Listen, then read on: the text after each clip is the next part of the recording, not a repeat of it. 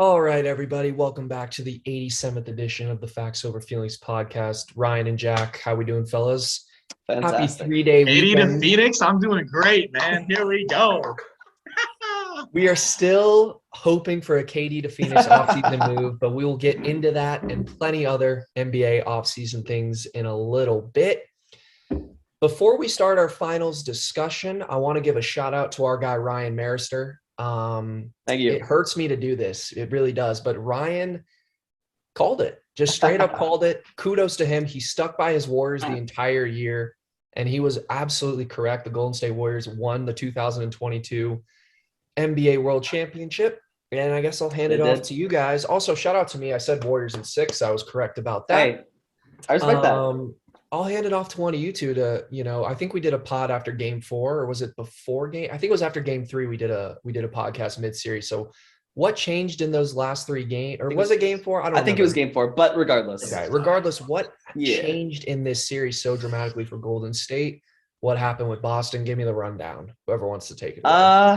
Here, I'll go ahead. I just want to say thank Trevor. I appreciate you shouting me out there. Look, I did say Warriors win the NBA title at the start of the season, and man, I still almost can't believe it actually happened. But hey, I figured they were the best team when the big 3 were healthy, and they got healthy, and they were the best team. So hey, what can I say? But talking about this series, what changed? I think that look, there's a couple of things. Steph was just fantastic outside of, I believe, was it game 4? It was game 4. Was it 5? It was 5. Yes. 5. Game 4 was when he went for 43. Okay. It was game 4 or 5. I wasn't sure, but where he didn't make a 3, right? That was game 5. Yeah. And he just struggled. Yeah. Outside of that game, he was fantastic in the series. Just you can tell he's by far and away the best player on the floor. And I don't want to jump around too much, but looking at Steph, you can see that he is a superstar, that he is a generational player. And you go look at the other side on Boston, and you go over and look at those guys that were supposed to be, up and coming superstars or, becoming superstars, especially Jason Tatum. And he looked completely outclassed. This whole series, he didn't really look right. He didn't really look good. His 3-point shot was fine for the whole series, but inside the arc, he couldn't make anything. I mean, he wasn't making layups. He wasn't making shots he would normally make. And he complains a lot. A lot of players complain a lot, but he was complaining especially a lot. He reminded me of Luka a little bit, I mean, he complained all the time. And it was like, man, I know you're having a tough time, but he's got to keep his head in the game. He was turning the ball over a ton. He looked lost. I mean, game 7, we were all saying it. He was 6 for 18 in game 7, 13 points, 5 turnovers. And this is from your superstar. This is your best player. 13 points. 33% shooting. I think he had 5 points in the second half. I mean, that's not going to cut it. That's the reason Boston lost, in my opinion. Their star didn't show up. Jason Tatum looked lost. It bled onto the rest of the players. Oh, and Marcus Smart looked lost in game 7 as well. He was terrible, taking bad shots, making bad plays, flopping all over the court. I get you're trying to get foul calls, but when it's not going your way, stop flopping across the floor. He was bad as well.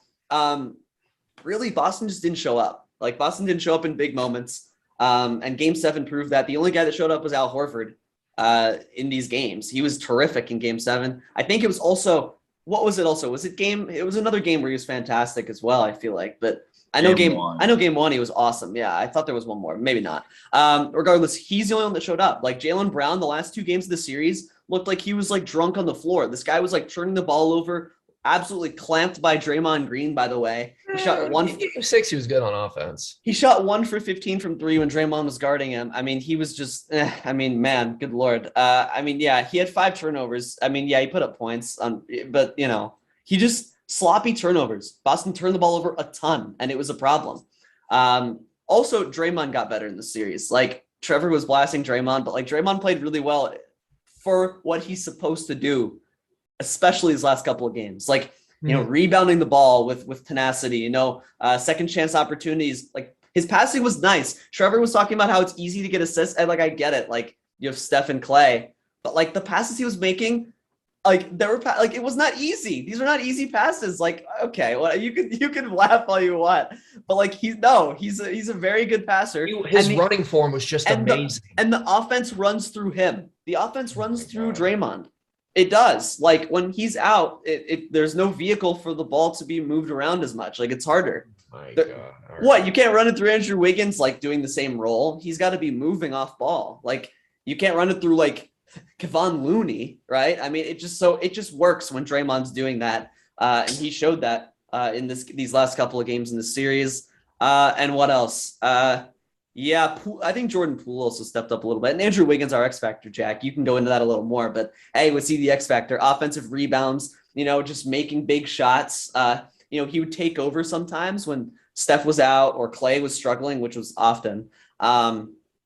And he was fantastic. He was great defensively too on Tatum. Terrific.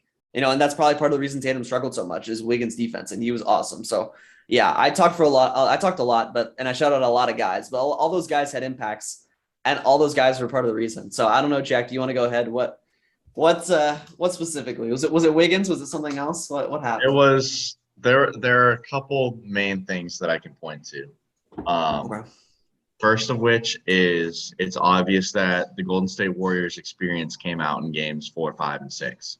And it was interesting early on in the series, they didn't look like a team that had been there before. They looked kind of flustered. Boston, going up 2-1 and very well could have won game 4 before falling apart in the last half of the fourth quarter. But Golden State really took over when they needed to, and in games 5 and 6, they really just asserted their dominance.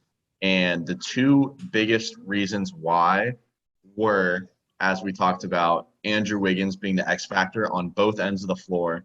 He goes for 26 in game 5 at home, far and away the best player on the floor in game 5. Mm-hmm. And just everything that he did on Tatum or Brown or whoever he was guarding the entire series made it difficult for them to get anything going offensively. And then secondly, especially in games 5 and 6, Draymond Green showed up. Yep. And this team is an entirely different team when Draymond Green, whether he has 6 points or 8 points a night, he's getting, 8, 9 assists. I wouldn't necessarily say the offense goes through him, but he's a big cog in getting everyone involved in the offense. Yeah, just the vehicle. Yeah. And the biggest difference in games 5 and 6 versus the first 4 games was Draymond Green was more aggressive. Like the defense started to push up on him, and what's he doing on a board? He's pushing the ball in transition and getting easy buckets. He's driving the basket and showing himself as a scoring threat to then open up those passing lanes later on. And then in game 6, he finally started to hit some shots that you were like, I haven't seen this from Draymond Green since game 7 in, what was that, 2016, 2017, whatever it was. Yeah. So those were the two biggest differences for me. And like Steph obviously didn't play well in game 5. I thought he was okay in game 6. He got his shot going later on. But the reason they won games 5 and 6 were not because of Steph Curry. You could say the reason they won game 4 was, but I wouldn't say game 5 and game 6 were the reason that Steph Curry was the reason that they ended up winning those games. But regardless, he got his NBA Finals MVP that he's been waiting on for a long time. And, yeah, they got the job done when they needed to. Let's see what Trevor has to say. Well, Ian, what about Boston? What was the biggest problem? Was it turnovers? Was it turnovers? Yeah, okay. It was everybody flat out turnovers. I mean, I've never seen so many guys drive past their defender and then turn the ball over. Unreal. And I've never seen that before. I don't even think – I mean, Golden State sent a second guy, which that's what you do in help defense. So how can you not pick up where that guy is coming from and move the ball to that guy and then keep the ball moving around? Like it's not like they were getting pressured and hounded so much that they weren't tough enough. It was just they were making the stupidest decisions that they could when they were playing 5-on-4 pretty much. And I think, a lot of that was both Tatum and Brown. And it was interesting. Jeff Van Gundy said it a ton on each telecast for every game is when they go right, they are way more successful than when they're driving left. And it seemed like There was a concerted effort in games 5 and 6 to push the Boston Celtics to drive left, and then the turnovers came from that. Interesting. They had almost 20 turnovers in each game. Like, Yeah. it wasn't even close. So in that sense, that's where Boston lost it. At that point, you're giving up those easy transition points when your half-court defense is so good.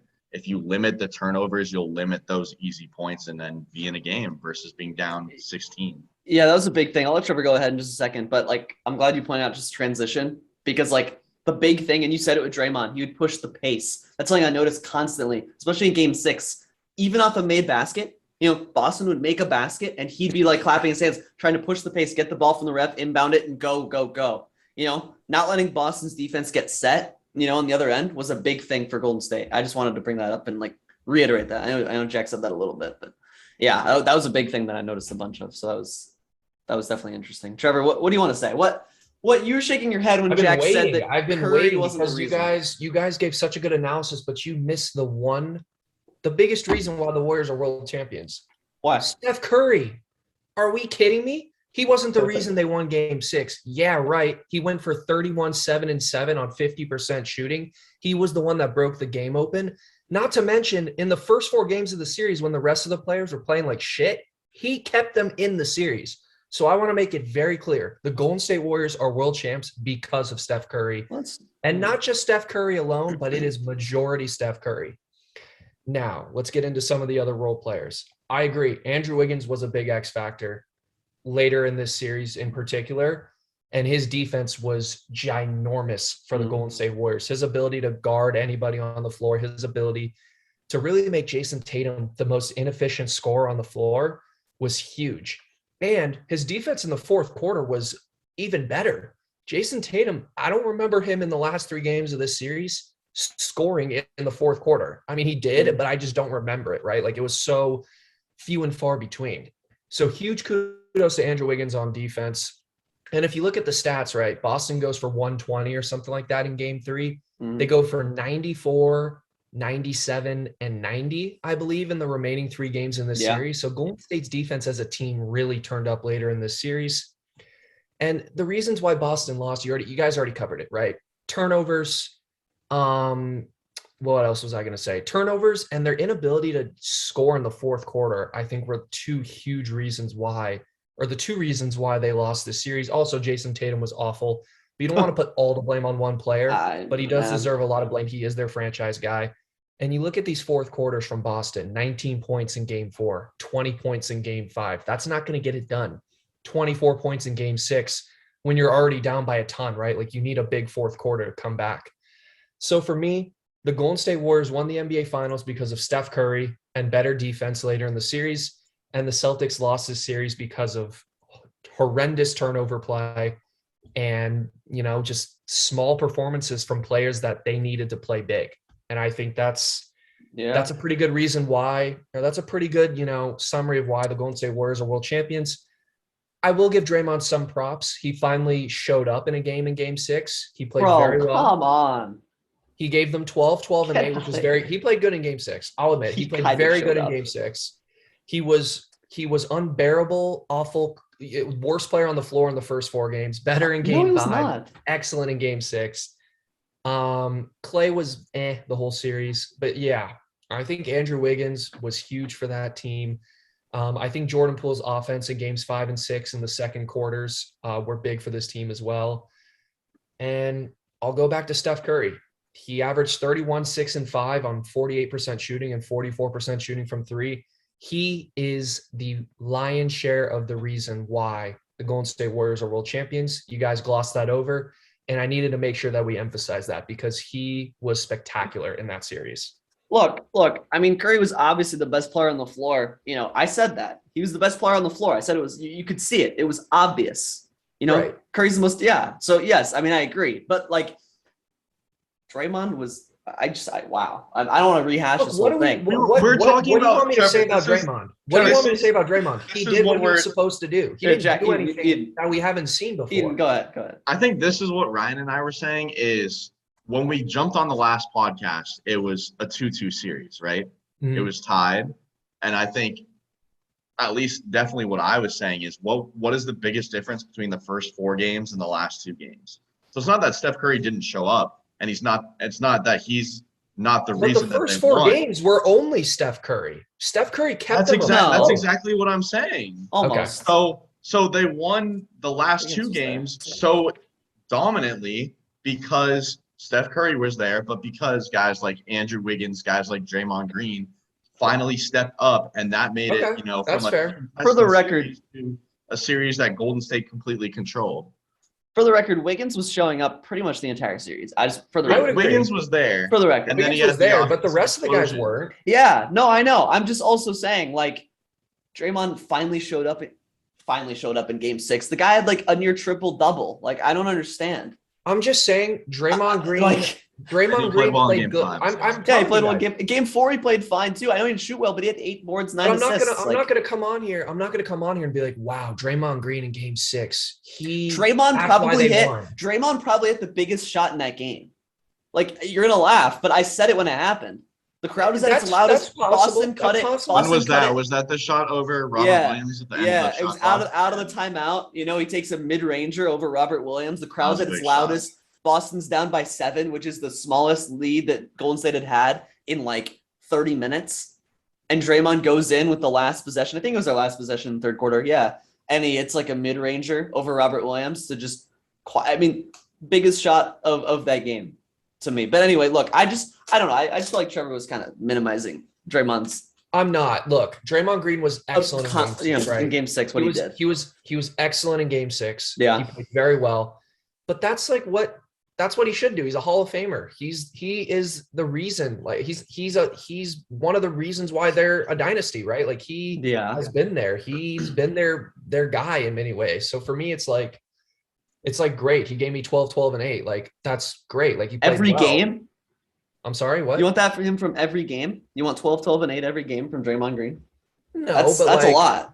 That's If crazy. you get that from Draymond Green, you're going to win the majority of this. I mean, you're not gonna lose. I mean, that's unreal. I'm just saying, it was a good game. Okay, that's fine. I just think you guys Look. are like falling in love after one good No. Draymond Green performance when Steph Curry was a million light years I better. think. Look, I said Steph was the best player far and away. It's true. Like that's It's already not even established. close. I know. I already established So, that. we're That's- we're like a just tr- like falling in love with Draymond my Green point. because he The played whole good in point one of what I'm game. saying is, I think that people and like you as well. A lot of people in general, like are overblowing Draymond's like lack of like contributions in game 4, game 5. I just he wasn't he was good. He was horrible shooting, but even last podcast, Eden and I were talking about he does not need to shoot well for them to win. I don't understand. Like him making 2 threes in game 6 was like not expected. A huge bonus for that team. It's never, they don't need that. I just I feel like a little bit of the hate was overblown. And I think that's what we were saying last week. At least that's what I was saying. It was a little much. He wasn't playing well, especially on game 3. It was horrible. But it was a little heavy on Draymond because he doesn't need to score. He doesn't try to score. He shouldn't try to score. I'm just saying when you play That's 40 all. minutes, when you play 40 minutes in an NBA game, I don't care how bad of a shooter or scorer you are, and the amount of times Draymond Green is left open and you can't score more than 2 points, that to me is pathetic. You don't need to be a scorer to score 8 or 10 points when you are quite literally left wide open every time you touch the ball. And I don't mean open. I mean, there's not a guy within 10 feet of you. You could build a house in between Draymond Green and his defender when he's on the perimeter. So for me, him hitting 2 wide open threes is not impressive. It's great. That's a huge contribution. I'm not saying it's impressive. I'm saying they don't need it. You're right. They don't need it. But I'm not going to come out. I'm not going to be on this podcast and I'm not going to go, wow, Draymond Green was amazing in game 6. He was. He was fantastic. unbelievable. He played good. He had a good game. The rest of the series, he was awful. Simple as. All right. I think The guy had more fouls than points in 4. Eden talked about this last week. That's not really relevant when it comes to Draymond Green. I don't understand. He's their best defender. He's going to be. You put me on an NBA court for 40 minutes and leave me wide open, I will score more than 2 points. Okay. Will you? Okay. Go put up a 10th of the stat line Draymond does. That's not the point. Again, Draymond does not need to go out and score. Like He that's not played the his purpose role. of it. He did. Yeah. He played his role very well in Game 6. I'll Yes. leave it at that. Well, he played it well in Game 5. He played it pretty well in Game 4, even though he didn't shoot well. He doesn't need. Oh, whatever. I'm not going to harp on this. A lot of their role players stepped up. Boston's star players didn't step up. That's why they lost. Turnovers. That's it.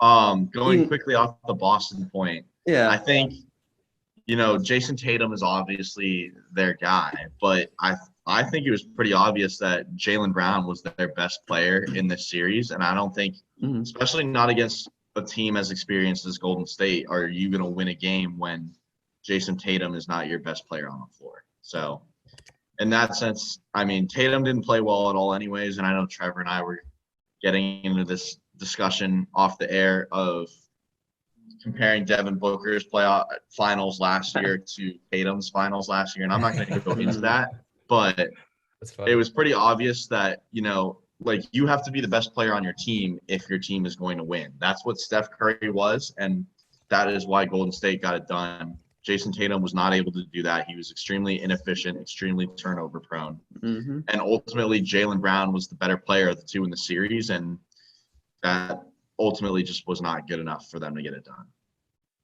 Yeah. But anyways, I would love to continue this Steph Curry debate because I have a couple things to say about that. So now you look back at Steph Curry's career. He's 34. I believe he's played 13 years in the league. He is now a 4-time NBA champion, 2-time NBA MVP. One of those, I believe, was unanimous, and a finals MVP as well. And I think, you look at what he's done for the game. You look at – hold on, I got to pull up my notes here from what I wrote down a couple days ago. But you look at everything that he's done for the game, and to me, this win and this finals MVP and this dominant performance from this entire series, I don't know if this is a hot take or not. I think Steph Curry is undoubtedly a top 10 all-time NBA player after this postseason. I don't think that's super of so much of a hot take, but where I have him in that top 10 list, no way, might be a little bit of a hot take. Go ahead. So I just wanted to read my list to you of the top 10 NBA players, and I wanted to get your opinion of it. This is from Consensus Debate. Obviously, the guy's a long time ago. I never got to watch, but I did some digging on stats. I did some digging on, team success and so on. My top 10 players. I have Mike at 1, LeBron at 2. I want to argue that later. Okay, and of course. And then I have a set of Lakers, which, I mean, I guess could go any way, but in my opinion, Kobe, Kareem, Magic are top 5. Okay. Kobe third. I think Kobe, I also grew up watching Kobe and hating Kobe. So I personally am like, he always killed the Suns. That's why I have him up there. All right. But so those are my top 5, whatever order, whatever. Another Laker, Shaq at 6, just because of his dominance. I have those 6 guys. And then the 7th best player of all time, I have Steph Curry. Steph Curry ahead of Bird, Wilt, and Duncan. And I just wanted to know what your opinions of those were. Of Steph being the 7th best player of all time as of now. I mean, Trevor, you go ahead. I don't think it's ridiculous to put him at 7. I really don't. And we're all going to be slightly biased because we didn't watch Bird, Wilt, or Tim Duncan, grow up. But for me, I'm trying to think. Wilt obviously had the best numbers of the bunch, right? Like his numbers were unreal. But he played in an age where you were playing against, I believe JJ Redick said, you were playing in an age against firemen and police officers, and it's not fair. And the game was very different back then in terms of quality of talent and everything else, right? Training and skill and just everything, right? But Wilt Chamberlain's dominance, I would say, is slightly more than Steph Curry's. A couple for points me, like that. It's tough because it's different eras, so it's really hard to compare. Right. Tim they did Duncan, change the rules. I would put him ahead of Tim guy. Duncan. I think Tim Duncan was a little bit limited offensively for me to be like that. I don't remember Tim Duncan enough. He was like slightly before my time, but Tim Duncan never really became he never had a perimeter game to me. I felt like he was a dominant big man, but neither was Shaq. So it's hard.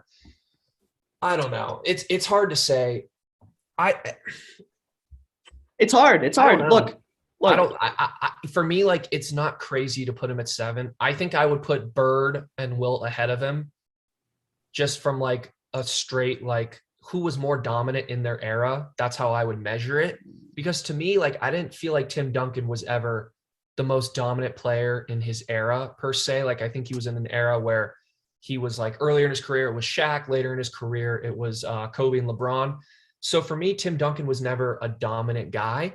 So I think it's fair to say you could put Steph ahead of Tim Duncan, and I would put him just behind Wilt and Larry Bird. I'd put him at 9. I would probably agree with that. I mean, like, it's hard. Like, it's just hard because, you know, you didn't grow up watching a lot of these guys, and it's really hard to just put together like a list that like is just fair and different eras. And regardless of, I'm not going to get into the little debate about talent across eras, but like, you know, the stuff that these guys have access to nowadays is just so much better that I think it allows them to get into better shape and become more athletic and whatever you want to call it. I think that's also come with just like technology advancing, but you know, like, yeah, it's hard. It's hard to judge these guys across eras. Like, Tim Duncan was actually insane. Like, he was he was picked for all defensive team 13 years in a row. Like, the guy was unreal. I mean, he won 5 titles? How many was it? 5 titles. I don't think he ever missed the playoffs. I mean, Can I just say something about Tim Duncan real quick? Yeah, go ahead. Say something about Tim Duncan real quick. Yeah. And Jack's going to laugh when I say this. Tim Duncan in his career averaged 20 and 11. What were DeAndre Ayton's stats this year? Dude. 18 and 10? Yeah. Is he a 13-time all defensive team player? I'm just saying, like, Tim Duncan wasn't like your bro. He was when I think of all-time great players, I think of guys who like, and obviously he is. I'm not trying to take away anything. I just don't think he was as dominant. I mean, as some of these other guys. Look, I just think he was a part of the greatest modern era dynasty of all time. Like, sure, the Celtics were great back in the day, right? They won like 8 titles in like 10 years, right? Like, sure, right? But like in the modern era, Tim Duncan, like, the Spurs were the most dominant basketball organization for like 10 years at least. Like, they were so dominant. I mean, I remember they rolled through the Cavs when I was young in 4 games. They swept. I was like, wow. I mean, they were so good. He was a 15-time All-Star, won MVP of the league twice. I think like I get it. He didn't have a perimeter game, but like, he was so elite in every other area of the game that he was just fantastic. But the point is, Jack, it's not crazy to put Steph in the top 10. I think that for me, he'd be either 9 or 10. Like, I don't have a straight up list in front of me, but like, maybe he replaces Shaq, right? Like, to me, I'd probably put him like either right above or right below Tim Duncan. Maybe take Shaq out of the top 10. But yeah, it's not crazy. Steph won 4 titles now. He's won league MVP.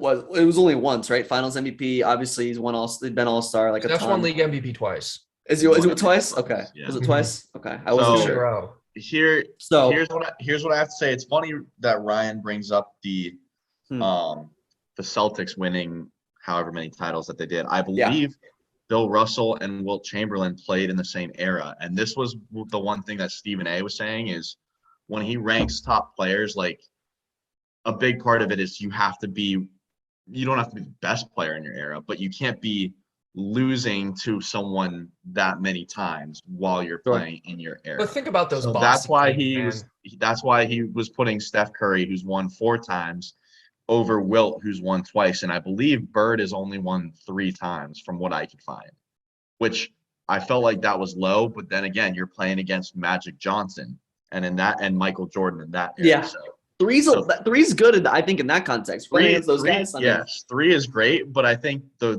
deciding factor for me was both of those guys were not the best in their era. And not that Steph's the best in his era, but think of Steph's titles, though. He is with 4 championships. So no, that's why I put Steph ahead of. You could not argue that. No, we're not getting into that. You could not argue that he's the best in his era, but in my opinion. But I will say also, like, look at his titles. Like, this Boston title was probably the hardest title he's ever had to win. I agree. The first title in 2015 was hard, but you know, the second and third best player on the other team were out. And then the 2 titles of KD, I mean, KD's there. Steph's not even the best player on that team, right? So you have to, bear that in mind. Well, one of those was debatable. Like, they could have given it to Steph. They gave it to Durant. Durant was the best player in one of them. Steph could have been the best player in another one. You're talking about Finals MVP. I'm just saying in general, like when you're ranking those guys, I mean, you're putting KD as a better so player. that was another thing too, is I think, this title cemented the fact that Steph Curry is a better player than Kevin Durant. And I saw a tweet. It was Kevin Durant will rue the day that he left the Golden State Warriors.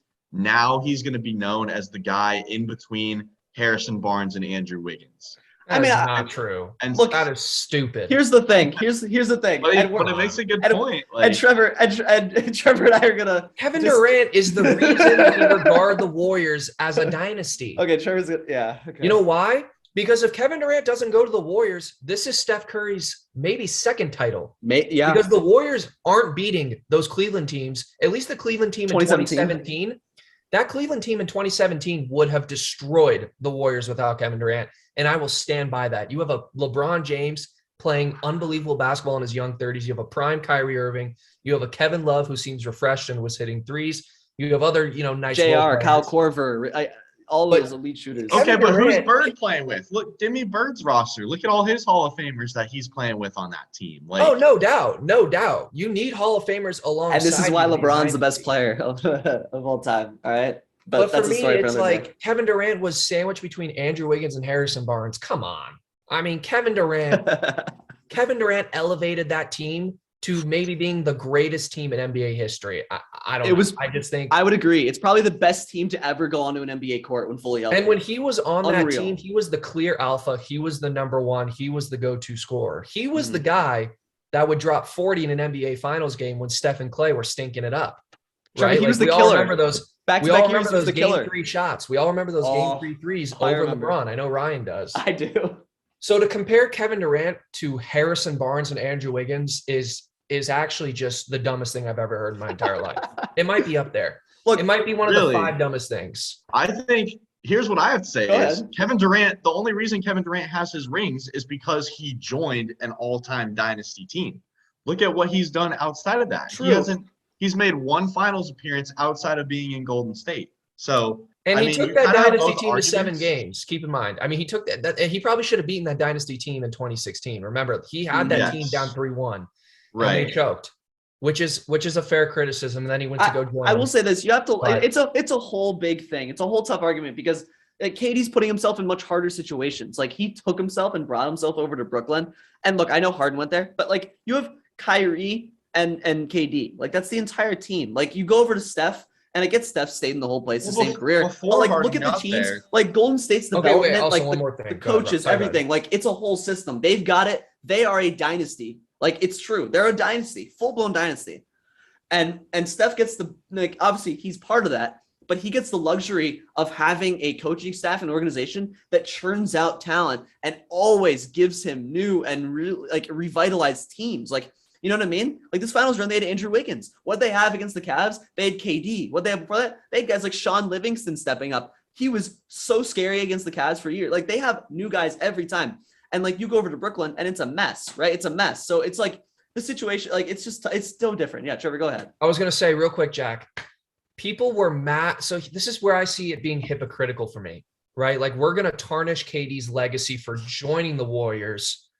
But then when he leaves the Warriors to try and go win a championship elsewhere, he rues the day he left the Warriors. Like which one is it? Is it we're going to make fun of him for joining the Warriors, or we're going to how can you can't have it both ways is what I'm trying to say. If that makes sense.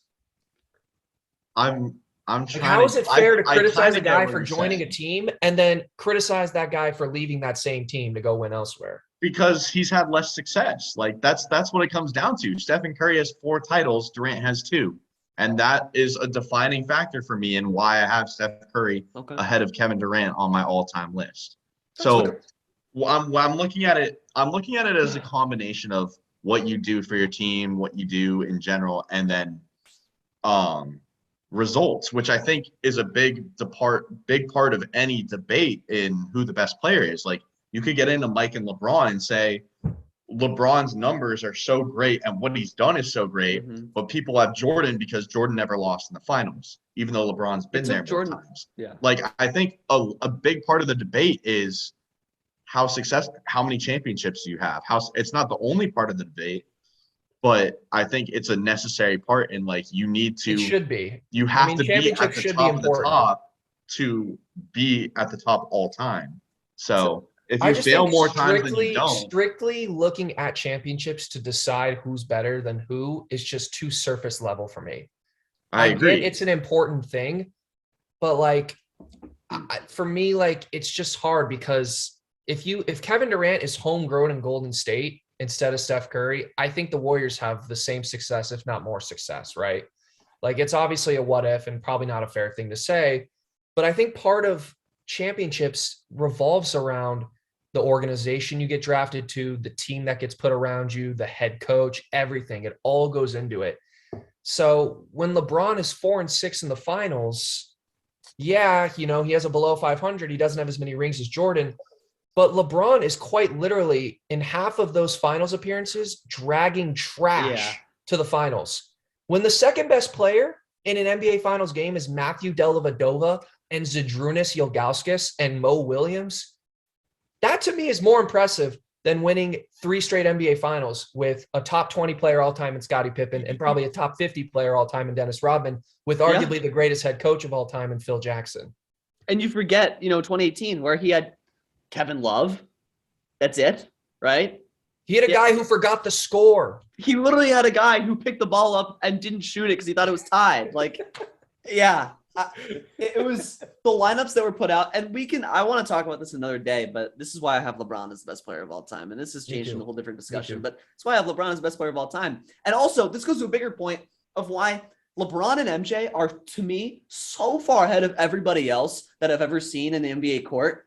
Because we're talking about KD and Steph here, right? Like, you put KD and Steph on their own teams, like bottom end lottery talent around them. We're seeing with KD. And they're not making the finals. You gave them one other decent player, maybe 2, right? They're not making the finals, much less multiple years making the finals with rosters that bad. You put Steph on those Cleveland teams, first round eggs in the playoffs, maybe. Yeah. Just saying. And look, we kind of went on a tangent here. Yeah, we went on a little bit of a tangent, but Eden is good though, because it's a good discussion to have. Like just like and I think Steph deserves top 10, but also like low end top 10 to me, but also like I just think these two guys are so far ahead of everybody else. Like I agree. I just think I don't know. I just wanted to hear your thoughts, and I think like this is only scratching the surface on the discussion. So I hope with this off season coming up that we can get more into Steph and we could get into Mike and LeBron and stuff going forward. But here's the last thing that I have to say with this is I think you can look at LeBron and Stephen Curry, and they're clearly not the same player. In my opinion, LeBron is better than Stephen Curry. But I think if you look at those two players over the course of their career, and you're an opposing team and you have to go and play against those teams, I think teams are more scared of Stephen Curry and what he can do to you on a basketball court than LeBron James. As far as game planning wise, I think you game plan more for Stephen Curry than you do for LeBron James. Sure, do you hear that? And I think in that sense, that's not saying Stephen Curry is a better player. That's just saying Stephen Curry puts more fear into the opposing team than LeBron James. There's more. To me, I think it's because there's a definitive way to try and stop Steph. You're not going to stop LeBron. If he's going to do his thing, he's going to do his thing, no matter what you do. I'll go back to the lottery teams he'd bring to the finals to show you that. There was nobody else that was a threat on those teams.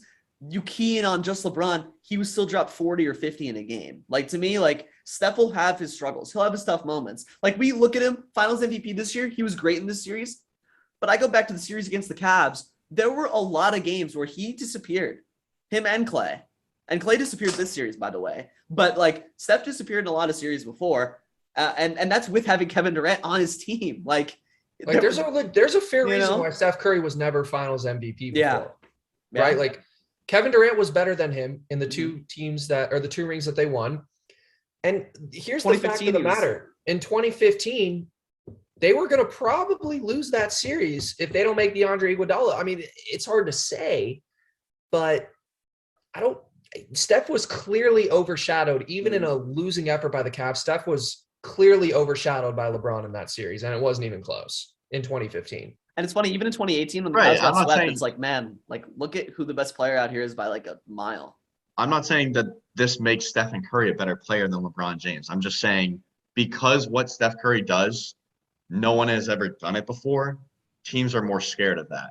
Whereas LeBron is dominant. So LeBron is going to be, I understand it's a unique. we're thing going to do be- our best, but like he's going to do what he can. Okay. I Steph get it. Curry is more, instead of guarding a guy how I normally would, I have to change how I play because it's Steph Curry. And I will think say there's that's a good more of point. that with Steph than with LeBron. And that's where I get into this just like because it hasn't been done fear before. factor. Just because And he's changed the game so much. also, what makes Steph so scary for me, and obviously we know the 3-point shooting, I think Steph's quickness and his ability to finish around the rim are so underrated in his Yeah. game. I think he Yeah. might be, him and Kyrie Irving are the best guard finishers around the rim I've ever seen. I mean, their ability to reverse angles, left hand, right hand, floaters, Unreal. between the legs, granny style. Their finishing around the rim is incredible. And I think Steph's ball handling also is incredible, and his ability to shift defenders. His quickness But- at 34 years old is unbelievable. Unbelievable. Right. So Yeah. Anyways, I think if Curry wins one more, there's a chance he jumps into my top 5. But as of now, I have him at 7th all time. Wow. That's my final statement. here's also one thing I will say, and we got to move on. I know, I'm sorry. Steph Curry and Kobe could be interesting if he wins one more, because people forget Kobe's last 4 or 5 years of his career were pretty bad. Like he kind of fell off later in his career. So for Steph to be playing how he's playing at 34, I think is also important to like factor into that top 5 discussion. And then it also And again. I don't think that stops at Kobe. Everyone, Father Time catches up with them, but like Shaq, what was Shaq at the end of his career? Even Michael Jordan and the Wizards. Magic didn't play as Well, Magic yeah, played but about 11. Look at Steph. Steph's Right. 34 and he's playing better now than he ever has. Right. And Look at LeBron and yeah, at like if you look at it 37. that's what I'm saying. If you look at it over the course of a career, Magic will have played less seasons. So like, does that factor into it? Mhm. Longevity That's should, sustained yes. success. So I think, like I said, it's not just championships, but I think he needs to get one more for me to consider him to be in the top 5. But Agreed.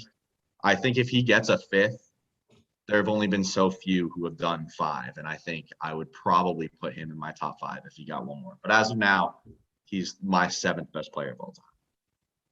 Fair. Okay. Yeah, no, we'll definitely All dig right. more into this in the off season. We got a lot of time. We got a lot of NBA offseason discussion to be had, and I certainly want to rehash this LeBron MJ discussion and things of that nature because that'll be a fun one. But yeah, let's move on. Let's move on and talk about another NBA topic real quick. We're going to talk about this a lot next week because the NBA draft, ladies and gentlemen, is coming up in about 5 days from now. What is it, 4 or 5 days from now? I believe it's on Thursday night. Thursday. So I'm excited for that. As a Cavs fan, I'm very excited because hopefully this is our last lottery pick for many, many years.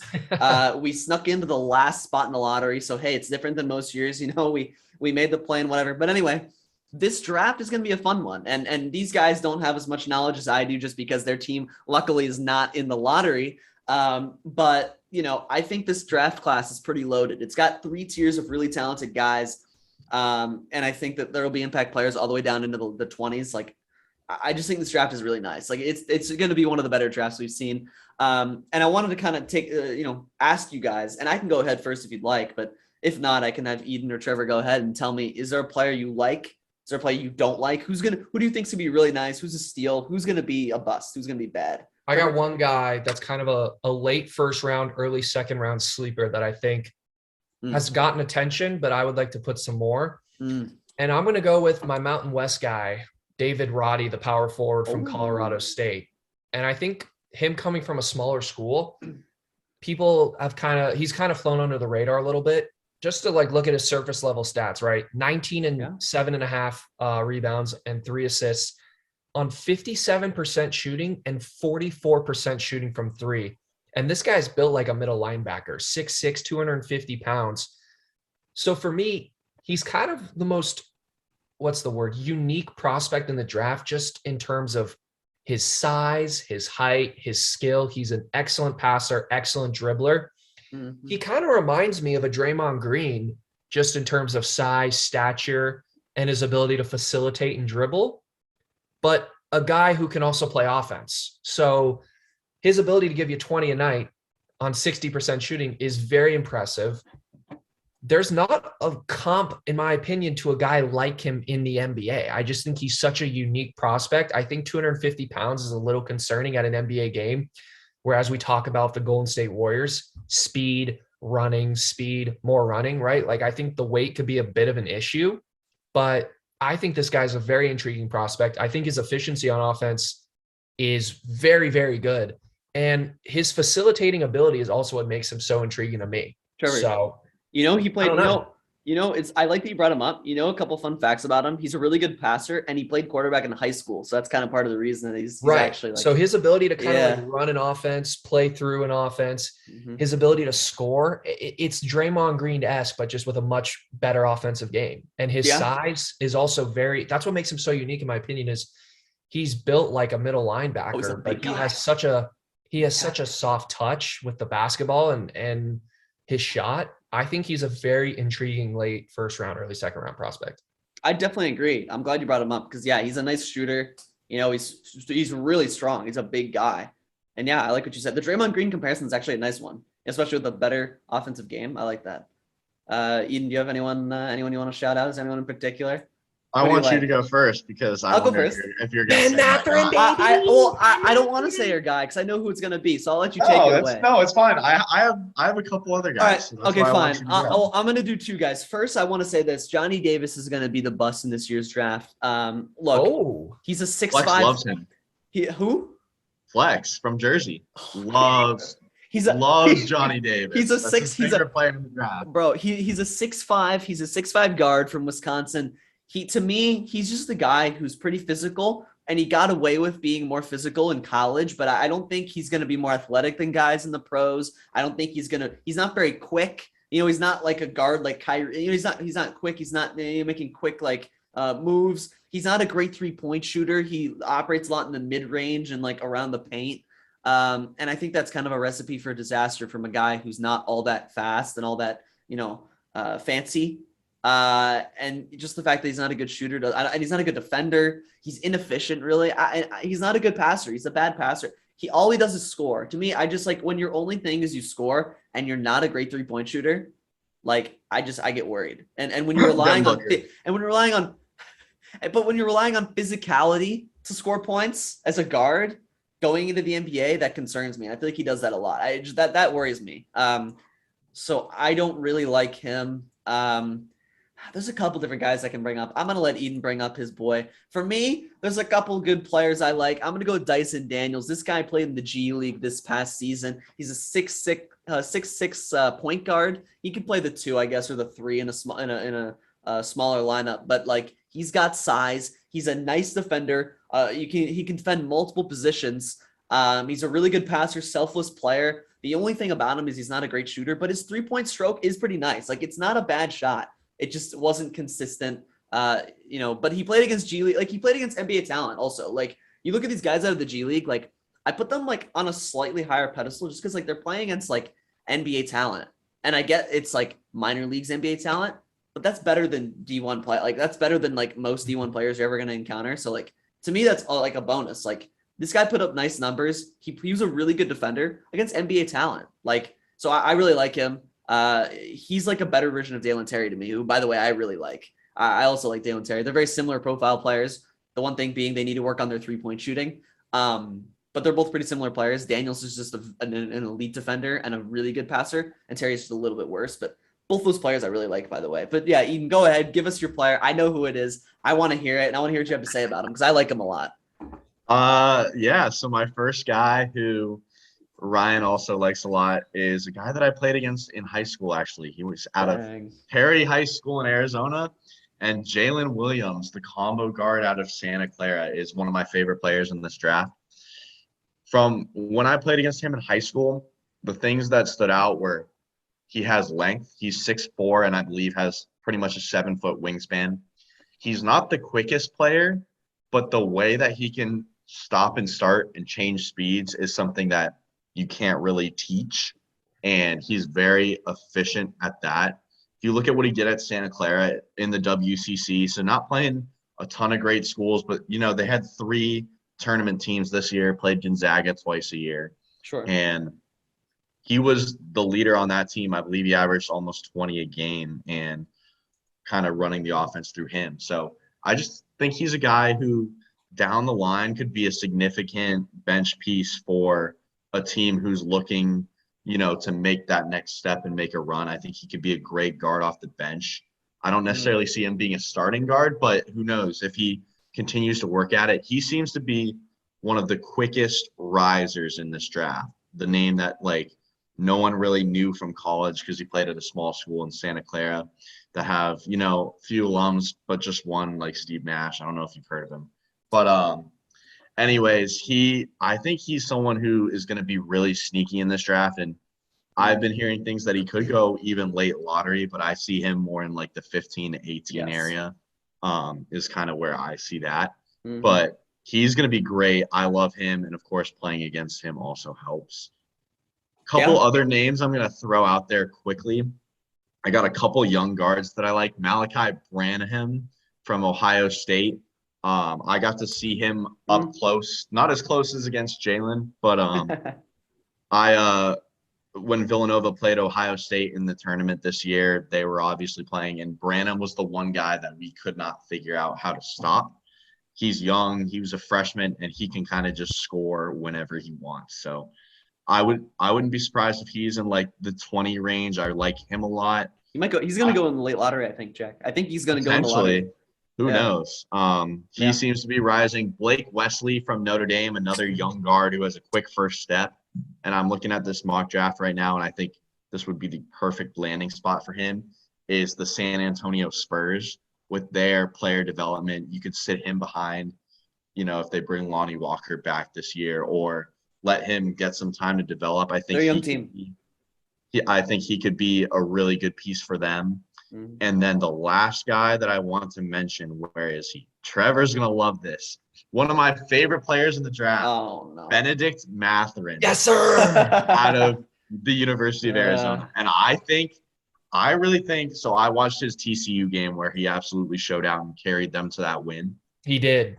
I think, what is it? He's 6'6", right? He has the size. Great size, great length, great leaping ability too. He can jump. He's a clear athlete. I think he could play on both sides of the ball.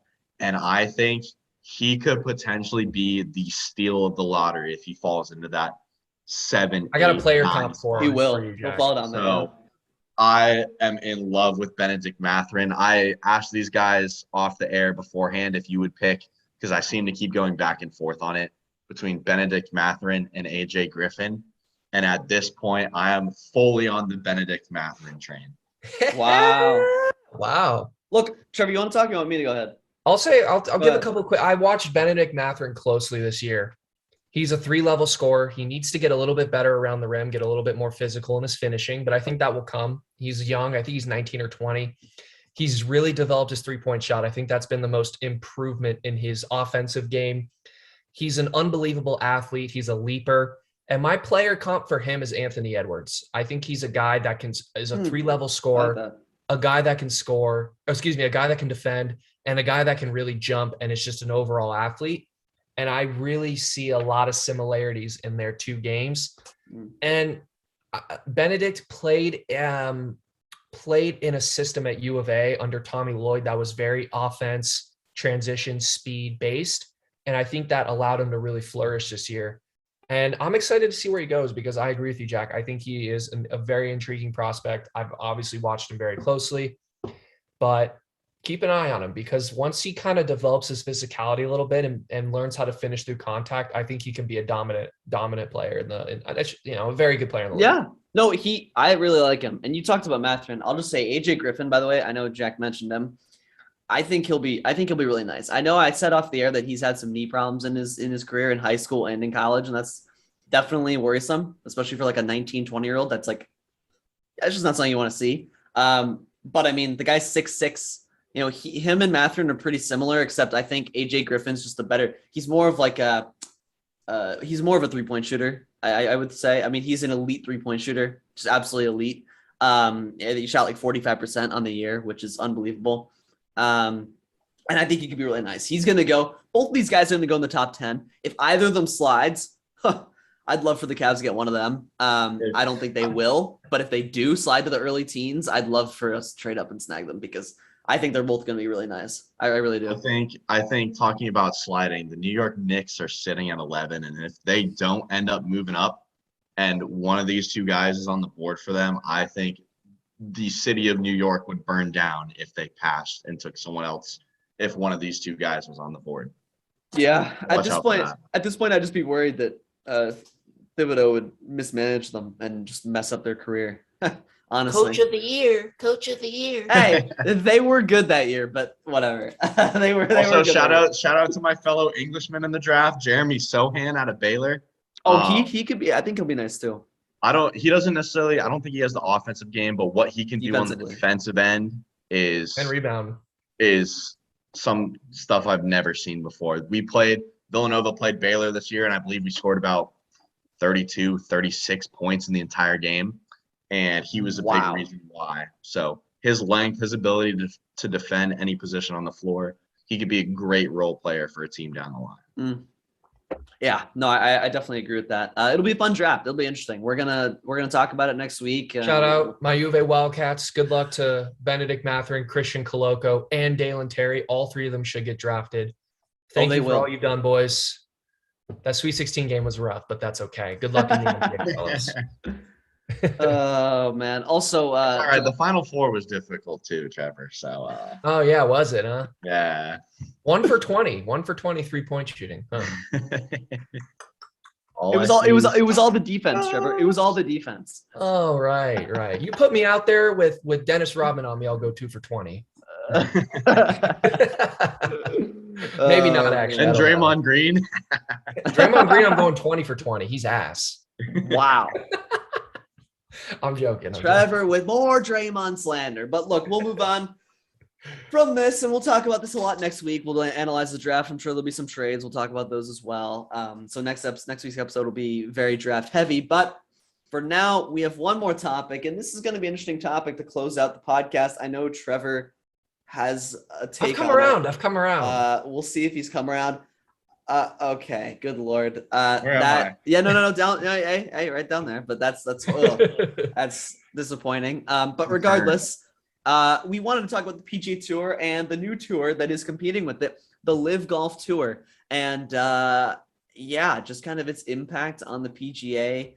You know, what you think of it? Is it good or bad for the game? Will it actually threaten the PGA Tour? And like, what will it change in the game of golf? And I don't know if Eden or Trevor want to go ahead. Trevor, Trevor, you go ahead. Because I've actually had good conversations with you about the LIV Tour, both of you. Jack, I talked to you a lot about it a couple nights ago, and we agree on a lot of things. For me, here's how I feel about it. And this is where I'm going to agree with both of you because both of you make very good points. I think it's unfair to criticize the moralness of this golf tour because it's a little hypocritical for me, one, to say how immoral it is that, Saudi Arabians are funding this golf tour. While at the same time, I will happily tell you that if they pay me millions of dollars, I will go play for them. Sure. And number two, right, like if I'm going to criticize them for funding the LIV Golf Tour, I got to criticize the U.S. government and all the corporations and all the business that's done with Saudi Arabians. So it's a fair objection to have. It's not great where the money comes from. And there's a lot of dirty things that Saudi Arabia does. And that's a fair criticism, but I'm not going to use that in my stance against the LIV Golf Tour. I just don't understand what what is the point of it? That's where I'm a little confused because right? Like they want to come out as this new golf tour that threatens the PGA Tour, but their format for tournaments is nothing like any professional junior college golf events. It's built like a pro-am. You have a 54-hole shotgun start with no cuts. That's not a golf tournament. That's a celebrity, club championship. That's not a professional golf event, in my opinion. That doesn't seem feasible for me. And here's why. You look at the major that happened today with Matthew Fitzpatrick winning the US Open. Shout out to him. Great play, by the way. Where's the drama if Scotty Scheffler is starting on hole 3, Fitzpatrick and Zalatoris are starting on hole 1, Scotty Scheffler finishes on hole 2 at the same time as those guys are finishing on 18? Like, how that just doesn't work for me in like a true. Why? Because how are you going to have a guy finish at the same time on the other side of the golf course? I'd say that might even add to the tension. But I think it kind of it interrupts the dynamic. Like it doesn't work for me, in my opinion. Okay. I just don't see why. That, like, I don't want, you can't have a guy finish on the like on hole 2. That just doesn't make sense to me. That's not like, I felt like the drama today of Scotty posting a number and then those other 2 guys coming up the rear and coming down to that one putt. I thought that was the most fun drama golf you can like, that's as much fun as golf's ever going to get. I just thought how it played out so beautifully. But that's another objection I have. The other one, this is the other one, more for the young guys and the big names who are joining. And for me, you're just running away, in my opinion, from the challenges of the PGA Tour. You know, it's hard being on the PGA Tour. 72 holes. You're playing against the world's best. It's a grind. You know, it's a lot of tournaments, a lot of travel. A lot of tournaments, a lot of travel. And that's what a professional athlete is. Every professional sport, maybe outside of football, which is where you're getting beaten every day. There's a lot of travel, you know, a lot of tournaments, a lot of, you know, everything. And that's part of being a professional athlete. It's a grind. And by joining the LIV Golf Tour, I just think it's soft. I think Bryson DeChambeau, who transformed his body to help pioneer the game of golf, to help make golf an athlete distance sport. He won a US Open on it in 2021. For him to run away from that, to me, is soft. And for Dustin Johnson to run away from that is also soft, in my opinion. And I get you're getting paid a lot of money, but at the end of the day, you're making plenty of money on the PGA Tour, and you're probably making even more money from your sponsors with, I believe, DJ's Adidas TaylorMade and Bryson DeChambeau. I forgot is he Polo? I actually don't remember. Puma and I don't know. So for me, like, what's the point of putting in all this work and grinding? I don't know. Okay, that was the wrong way of putting it.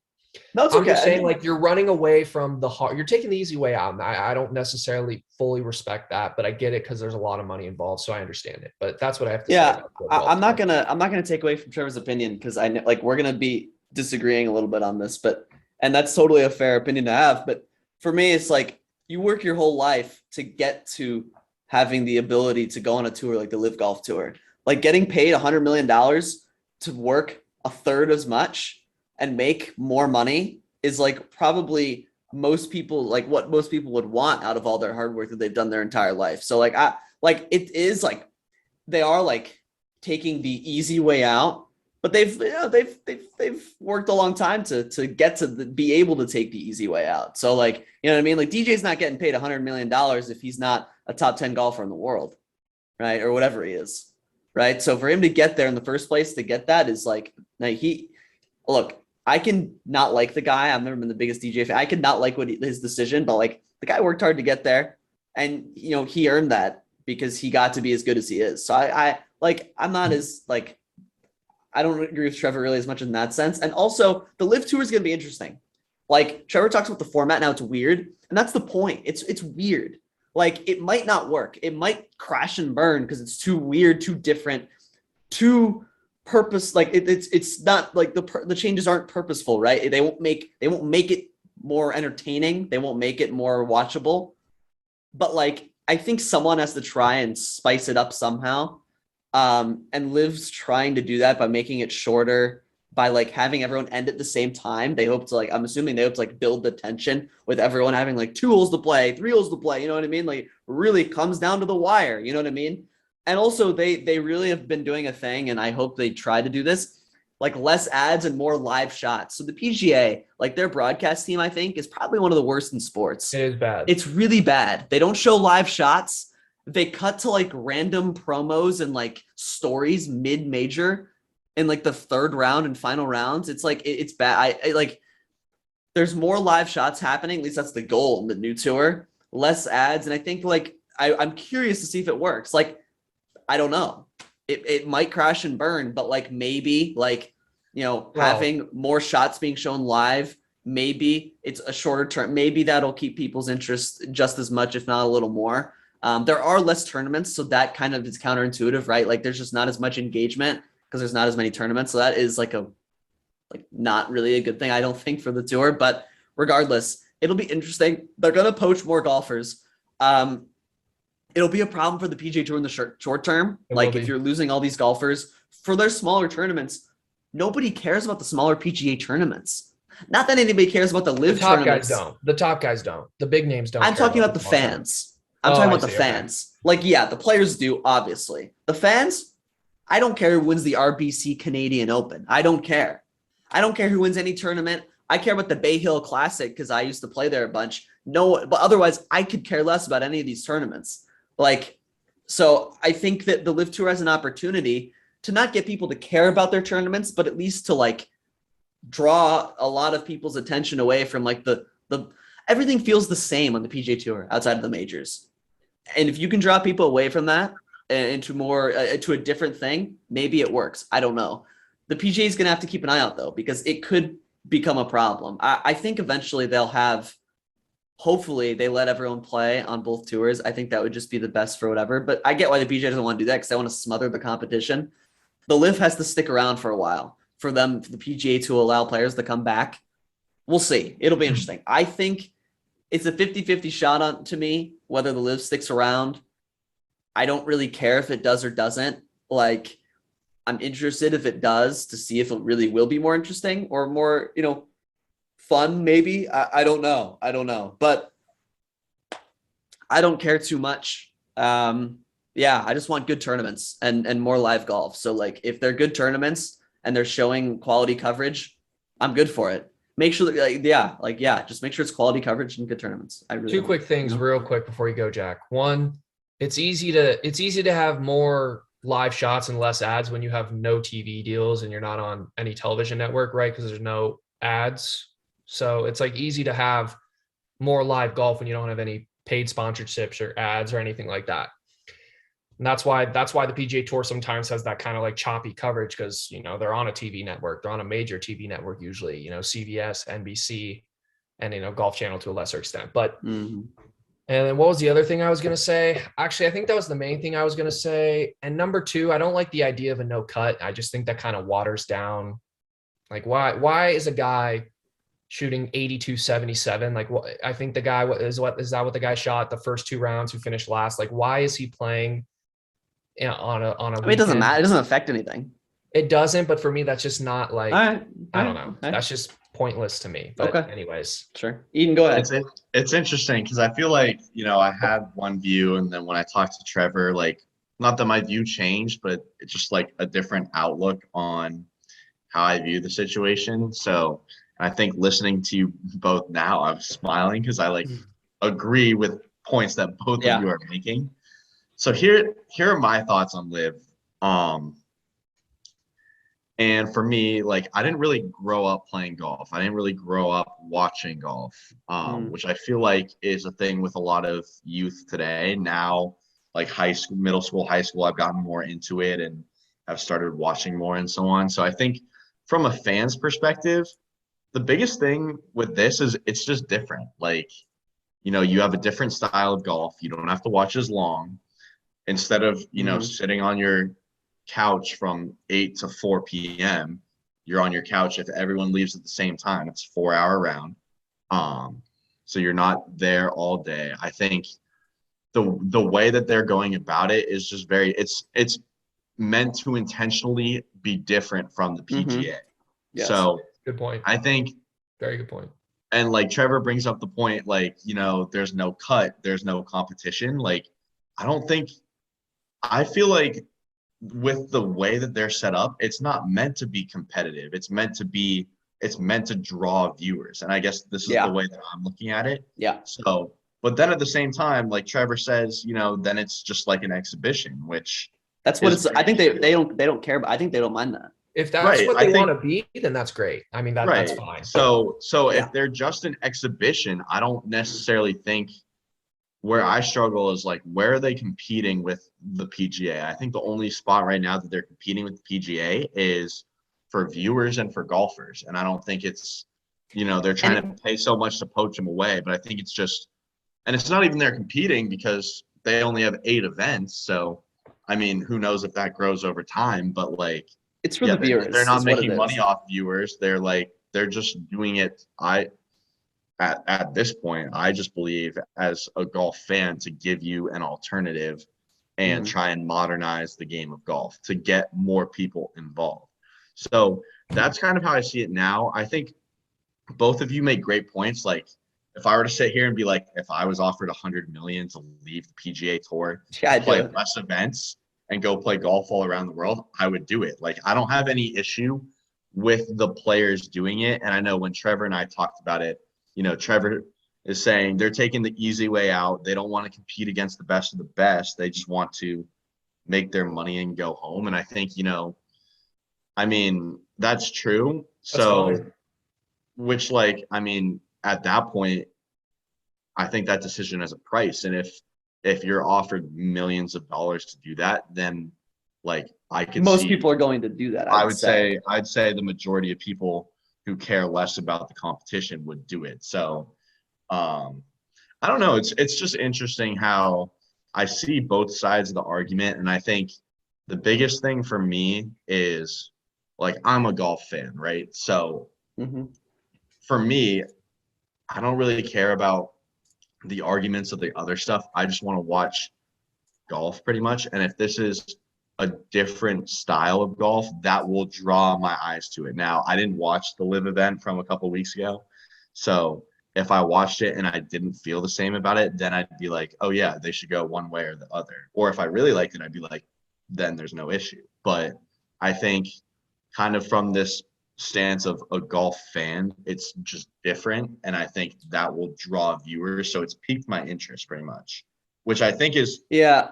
like if you're not having cuts, you're not competing, everyone gets paid.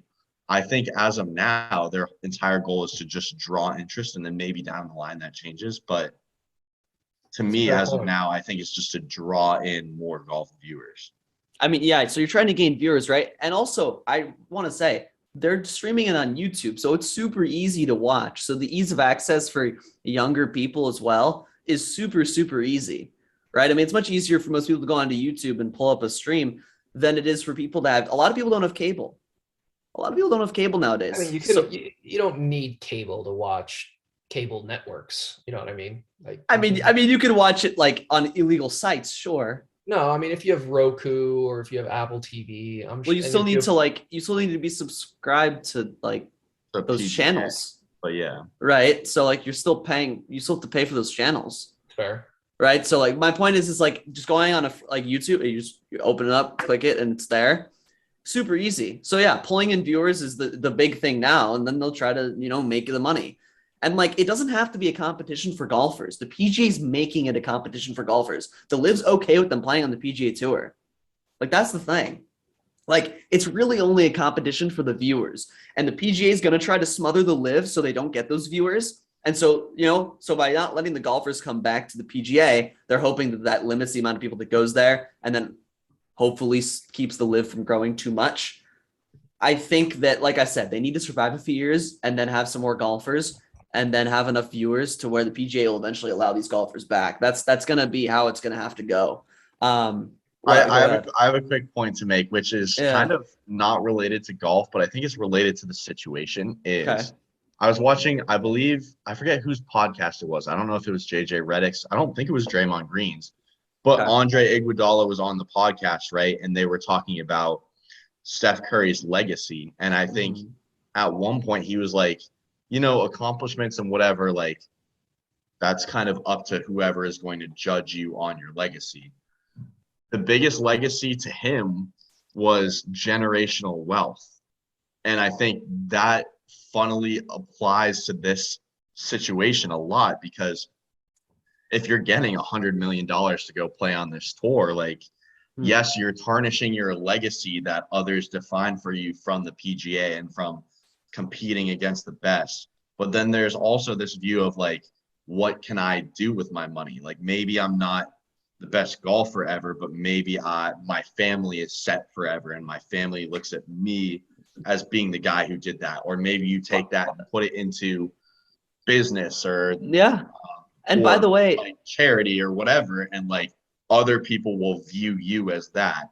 So I thought that was an interesting take, and to kind of cross over sports there, I thought was interesting. Yeah, no, I agree. And also, just one last thing from me is like, right now people laugh at them going to the LIV, but like, and it probably won't happen. But what if 20 years down the road, it's like the LIV's just as successful and it's a successful tour, and it's like, man, look at the first guy to ever go. I mean, Justin Johnson was gutsy, man. Did Phil like to go over to the tour on a new tour with no track record and no one knows how successful it'll be, no fans, and to jump over and start a new tour like that and be the first big guy to go over, like, wow, like what a gutsy move. Like my career would be over after my contract was up or whatever. If the tour collapsed, what if I'm not allowed back on the PGA? Like the risk that they took almost, and I know it's a lot of money, but you know what I mean? Like it could be viewed in a very different lens down the road. So it'll be very interesting to see like how successful the tour is. And I'm excited to see. I hope it's successful just because I think it'll make the sport more competitive and make them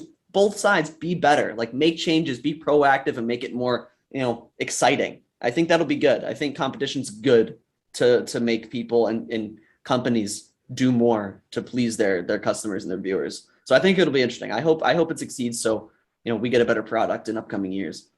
Can I ask you guys a question? Because you guys seem pretty supportive of this, and I'm a little bit more like abstinent. Sure. Yeah. How is this different from the LIV Ball professional basketball league that he tried to create a few years back? If you guys remember that, like, how is this any different than that? Well, did he poach top players? Like He the best poached, of the best? He didn't poach top end players, no. But what I'm Okay. saying is the whole idea of the LIV basketball league was to be like a competing league with the NBA or a competing league with. I think it was meant to be a competing league with the NCAA, and it's the point. Okay. I think was to offer these high school kids, you could go play for an institution that builds on your wealth. You don't get anything from it, or you could come play here and make money to do it.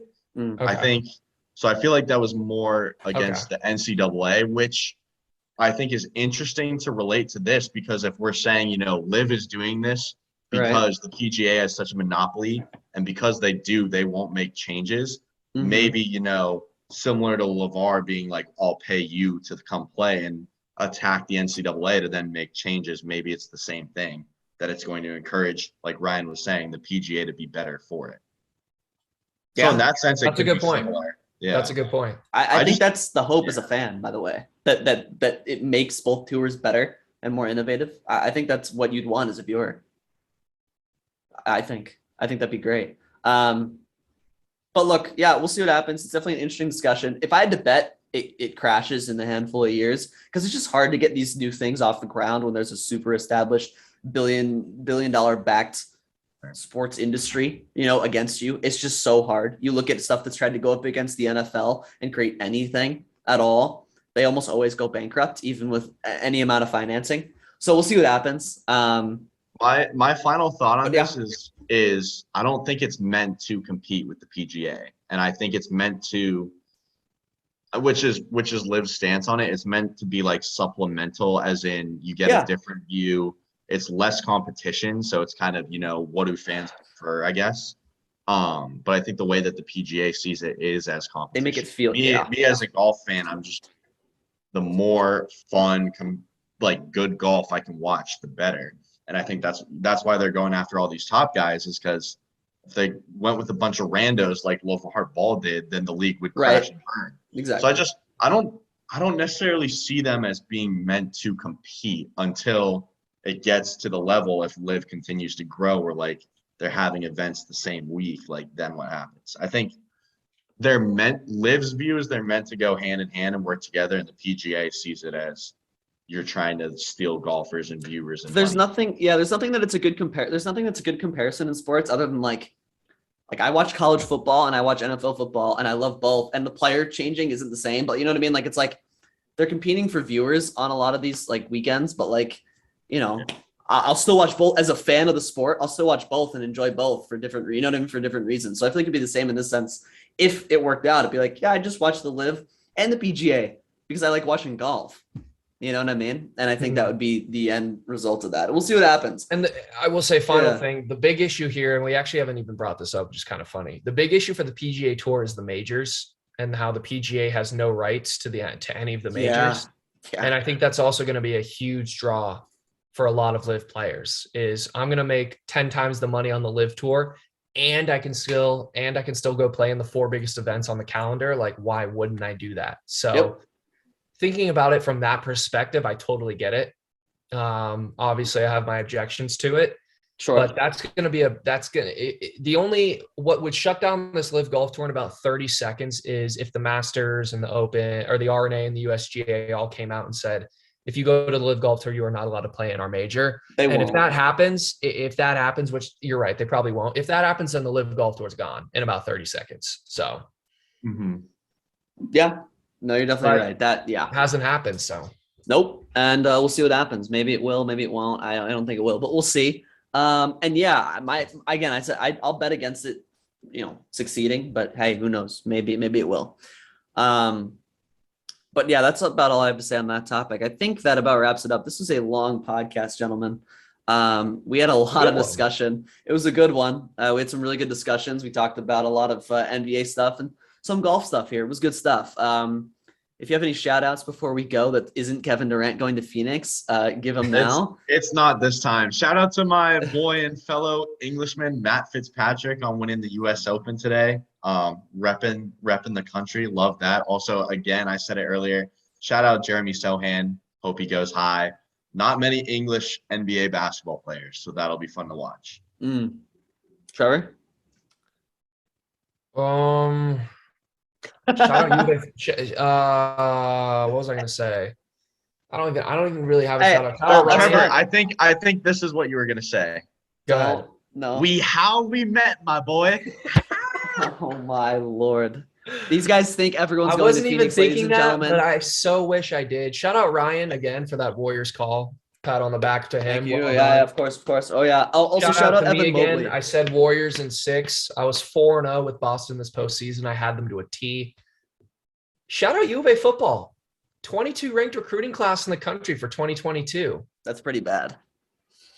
At least by SEC, at least by SEC standards. At least by SEC standards. Yes, sir. You heard me. Auburn's 20. We have the same recruiting class as Auburn. Yeah, Auburn's recruiting class is terrible.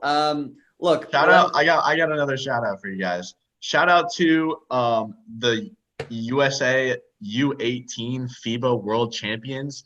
2 Nova recruits coming in: Mark Armstrong and Cam Whitmore. Cam Whitmore, I believe, was the MVP. Oh, and I got another shout out now. I just kind of sparked it.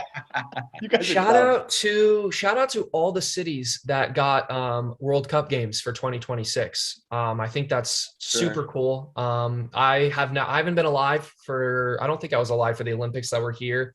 I don't think any of us were alive for the Olympics that were here. I believe in '96 were the Summer Olympics in LA. So I think it's going to be really cool in 2026 to pretty much host, along with Canada and Mexico, our brothers to the north and south, a global huge event like the World Cup, 48 teams across like 12 or 14 different cities. I think the United States has like 10 of those cities. So I'm hoping I'll be able to go to a game in 2026. I think the World Cup is a super cool event. Shout out to all those cities. All right, fine. And on that note, I'm going to shout out Evan Mobley's 21st birthday. This guy is going to take the NBA by storm this year. Yes, sir, baby. Yes, sir. Upcoming All-Star in the 2022 season. Trevor made a bet with me that he wouldn't be, so he's going to be paying me some money. I saw Evan Mobley try to get into a bar underage. I don't think he's got a career in the NBA. Oh, man. And also, hey, shout out to Donovan Mitchell, future Cleveland Cavalier. Hey, Jack. We have another bet saying that Donovan's not going to be traded from Utah. Hey, watch. Watch. Hey, Cleveland or Miami? You heard it here first. One of those 2 places. Yes, sir. You heard it. New York. Well, maybe. Those jerseys are ugly, by the way. I don't know if you saw them. Oh, yeah, they're bad. Those are. I got a fun free agent thing that we'll talk about. For that. We'll talk about it next week. I thought about in my head. What about Damian Lillard to the Miami Heat? I think that'd be very interesting. But yeah, let's not do that for the Eastern Conference, please. No, thank you. I'm good. I don't like that. Ladies and gentlemen, we will talk about a lot of NBA next week. We'll talk about some NBA free agency ideas along with NBA draft analysis, any trade analysis from this upcoming Thursday. It's going to be fun next week. And yeah, I hope everyone enjoyed, and we'll see you there. So we'll see you later. How we met, my boy.